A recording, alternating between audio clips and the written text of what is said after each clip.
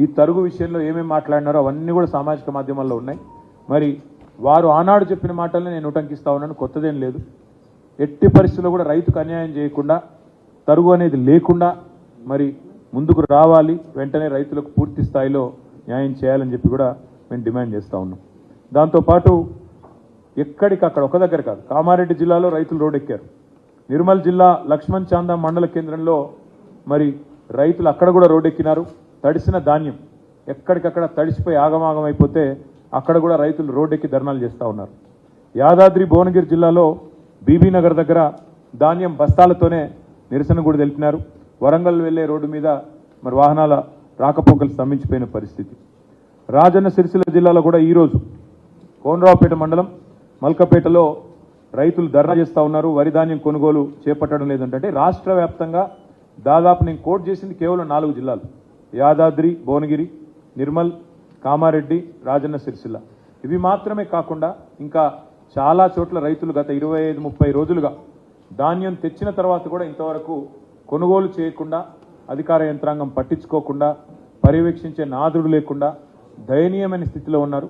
ఇప్పటికైనా ప్రభుత్వం రాజకీయాలు పక్కన పెట్టి మరి వెంటనే రంగంలోకి దిగి ప్రభుత్వం తాను చేయాల్సిన పని ఫుడ్ కార్పొరేషన్ ఆఫ్ ఇండియా ద్వారా కొనుగోలు చేసి వెంటనే తడిసిన ధాన్యాన్ని కొనుగోలు చేయాలి, తరుగు లేకుండా కొనుగోలు చేయాలి, వెంటనే కొనుగోలు ప్రక్రియను వేగవంతం చేయాలని చెప్పి కూడా మా పార్టీ తరఫున డిమాండ్ చేస్తూ ఉన్నాం. ఒకవేళ ప్రభుత్వం స్పందించకపోతే తప్పకుండా రైతాంగం తరఫున ప్రశ్నించడమే కాదు, అవసరమైతే రోడ్డు ఎక్కుతాం, అవసరమైతే ఆందోళనకు కూడా పెద్ద ఎత్తున శ్రీకారం చుడతామని చెప్పి కూడా ప్రభుత్వాన్ని నేను హెచ్చరిస్తూ మరి మా పార్టీ తరఫున రైతాంగానికి కూడా విజ్ఞప్తి చేస్తూ ఉన్నాం.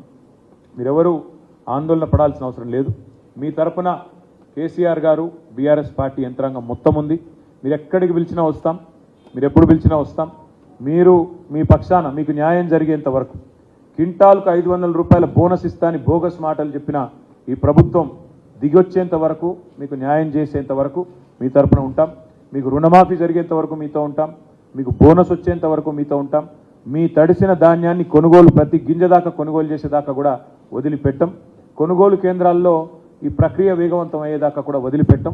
ప్రజల తరఫున, రైతుల తరఫున మేము మీ పక్షాన నిలబడి మాట్లాడుతూనే ఉంటామని చెప్పి కూడా విజ్ఞప్తి చేస్తూ, ఎవరు అధైర్యపడవద్దని, ఎవరు కూడా మరి ఆత్మస్థైర్యాన్ని కోల్పోవద్దని చెప్పి కూడా ఈ సందర్భంగా విజ్ఞప్తి చేస్తూ ఉన్నాం. కష్టాల్లో ఉన్నప్పుడే తప్పకుండా ధైర్యంగా ఎదుర్కోవాలి. కాబట్టి తప్పకుండా మీ అందరి పక్షాన బీఆర్ఎస్ పార్టీ ఉన్నది, కేసీఆర్ గారు ఉన్నారనే మాట కూడా గుర్తు చేస్తూ ఉన్నాం. దాంతోపాటు ఇవాళ ఒకవైపు పార్లమెంట్ ఎలక్షన్లు మరి 13 తారీఖు నాడు ముగిసినాయి. ఇప్పుడు మరొక ఎన్నికకు కూడా ఇప్పుడు తెరలేచింది.